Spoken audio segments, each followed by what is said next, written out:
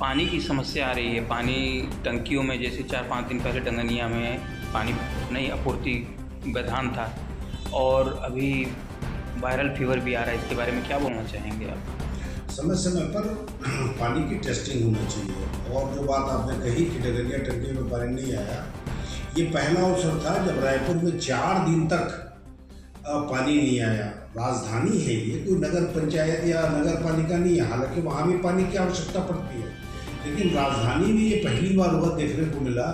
हमें ऐसा लगता है कि यहाँ के जनप्रतिनिधि और अधिकारी समझ नहीं पा रहे हैं रायपुर शहर की पेयजल व्यवस्था को और उसके संकट को। जरूरी ये है कि आप कोई प्लानिंग बना करके अमृत योजना में जो वाल्व लगाए गए हैं उसके बारे में किसी को जानकारी नहीं है।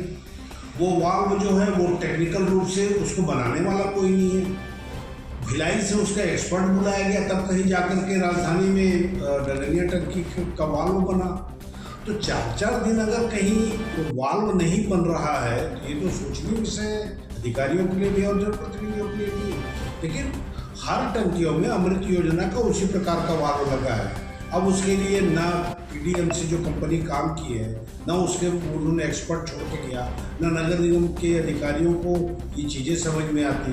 कई वार्ड तो ऐसे हैं जहाँ 20-20, 22-22 वाल्व लगा दिए हैं।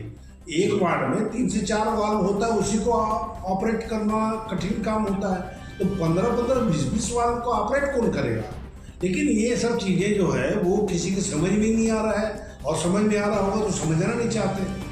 तो कुल मिलाकर के रायपुर नगर निगम में कुछ जो गंभीर लोगों की आवश्यकता है, और वह आवश्यकता पड़े तो पीएचई के एक्सपर्ट जो हैं उनको डेपुटेशन में लाना चाहिए। लेकिन पेयजल व्यवस्था वास्तव में बहुत बद से बदतर इस शहर में होती जा रही है। समय रहते अगर ध्यान नहीं दिया गया तो इसके गंभीर परिणाम होंगे। दूसरी बात जो आपने कहा कि हर तीसरे घर में वायरल फीवर हो रहा है, जी ये बात सही है। लगता है पानी की टर्बिडिटी को चेक नहीं किया जा रहा है, या पानी में कितना क्लोरीन है, कितना एलम है, इसका कोई रेशियो चेक नहीं कर रहा है। सीधा नदी का पानी मान लो फिल्टर हो रहा है, उसकी गुणवत्ता की जांच होनी चाहिए समय समय पर। और वायरल फीवर बड़े बुरी कदर शहर में फैला हुआ है, ये चिंता का विषय है। मैं तो आग्रह करूँगा महापौर जी से और आयुक्त से कि पेयजल बहुत गंभीर विषय है, इस पर समय रहते अगर ध्यान नहीं दिया गया तो आज तो हर तीसरा आदमी बीमार है। आने वाले समय में बड़ी गंभीर बीमारियां घर कर जाएंगी तो फिर होगा क्या?